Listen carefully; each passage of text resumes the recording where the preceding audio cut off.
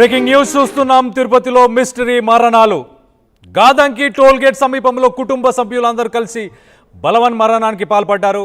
మూలవంక అడవిలో 4 మృతదేహాలను గుర్తించారు ప్రస్తుతానికి పోలీసులు.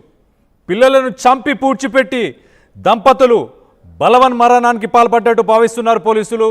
మృతులు తంజావూరుకి చెందిన వారిగా అనుమానిస్తున్నారు. ప్రస్తుతానికైతే ఎవరినైనా చంపేశారా లేకపోతే చనిపోయారా అనే కోణంలో పోలీసులు అయితే దర్యాప్తు చేస్తున్నారు. ఈ కేసుని ఒక్కసారిగా తిరుపతి పరిసర ప్రాంతాల్లో ఒక్కసారిగా అందరికీ షాక్ తగిలింది. ఇలాంటి సంఘటన చూసిన తర్వాత పిల్లల్ని పూడ్చిపెట్టారు, మరి పెద్దవాళ్ళేమో బలవన్ మరణానికి పాల్పడ్డారు.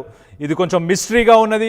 అదే కోణంలో పోలీసులు అయితే ప్రస్తుతానికి కేసును దర్యాప్తు చేస్తున్నట్టు తెలుస్తుంది. ఎవరైనా చంపేశారా లేకపోతే వారే చనిపోయారా, ఏంటి ఈ మిస్టరీ ఏంటి అనేది ఛేదించే పనిలోనే ప్రస్తుతానికి పోలీసులు ఉన్నట్టు తెలుస్తుంది. దీనికి సంబంధించి మరిన్ని వివరాలు మా ప్రతినిధి సురేష్ ఉన్నారు. సురేష్తో మాట్లాడి తెలుసుకునే ప్రయత్నం చేద్దాం.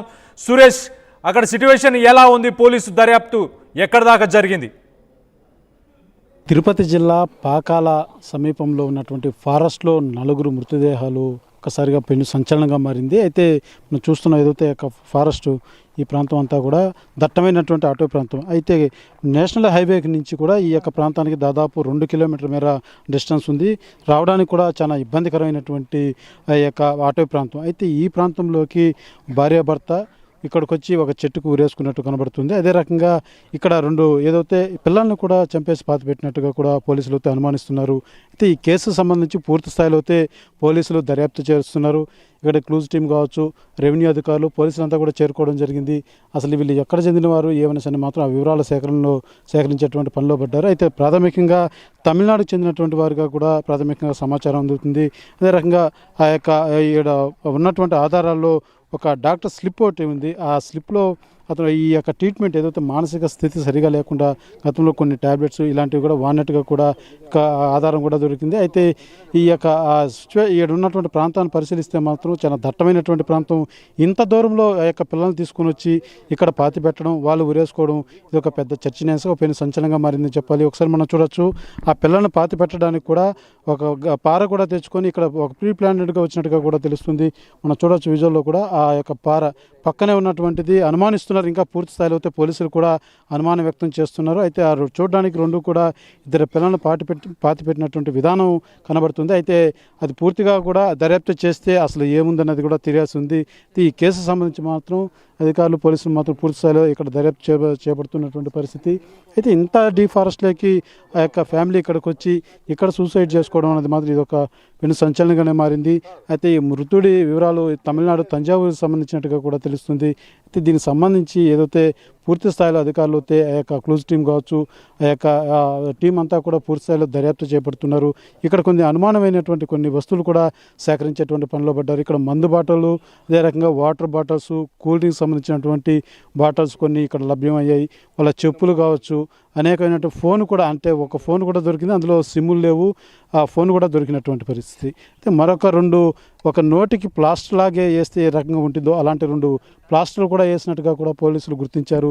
అయితే ఆ పిల్లలకు బహుశా ఆ పిల్లలకు నోటికి ప్లాస్టర్ వేసి ఇక్కడ తీసుకుని వచ్చారన్న కోణంలో కూడా ఒక అనుమానం వ్యక్తం అవుతుంది. అయితే పూర్తి స్థాయిలో ఇక్కడ అనేకమైనటువంటి ఆ యొక్క పరిస్థితి చూస్తుంటే అనేక అనుమానాలు వ్యక్తం అవుతున్నాయి. ఇది ఇంత లోపలికి ఏదైతే ఈ ఫారెస్ట్లోకి దాదాపు నేషనల్ హైవే నుంచి 2 కిలోమీటర్ల మేర ఇంత లోపలికి వచ్చి ఈ ప్రాంతంలో ఈ యొక్క సూసైడ్ అన్నది మాత్రం పెను సంచలనంగానే మారిందని చెప్పాలి.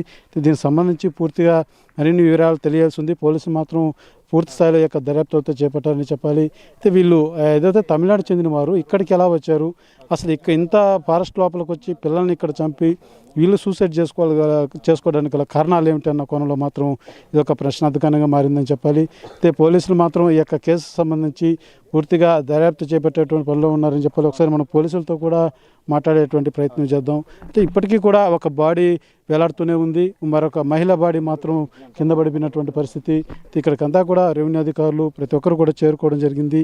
అయితే ఇంత ఫారెస్ట్లోకి ఆ పిల్లల్ని ఎలా తీసుకుని వచ్చారు, ఇంత డీఫారెస్ట్లోకి తీసుకుని వచ్చి ఇక్కడ ఈ రకమైనటువంటి ఆత్మహత్య చేసుకోవడం గల కారణాలు మాత్రం ఇది ఒక పెను సంచలనంగానే మారిందని చెప్పాలి. ఎందుకంటే మనం వచ్చేటువంటి దారిలో కూడా చూడొచ్చు, సాధారణమైనటువంటి రోడ్డు కాదు ఇది. ఎందుకంటే ఇది దట్టమైనటువంటి అటవీ ప్రాంతం, ఎగుడు దిగుడుగా ఉండేటువంటి పరిస్థితి, చాలా ఇబ్బందికరమైనటువంటి నడకదారి మార్గం ఇది. అయితే ఎక్కడే కానీ ఫ్రీగా రావడానికి కూడా వీలు ఉండదు. ఇటువంటి ప్రాంతంలో వచ్చి 20 సంఘటన చోటు చేసుకుందని చెప్పాలి. సార్, ఏదైతే ఈ కేసు సంబంధించి ఇప్పటివరకు మీకు దొరికినటువంటి ఆధారాలు ఏంటి సార్?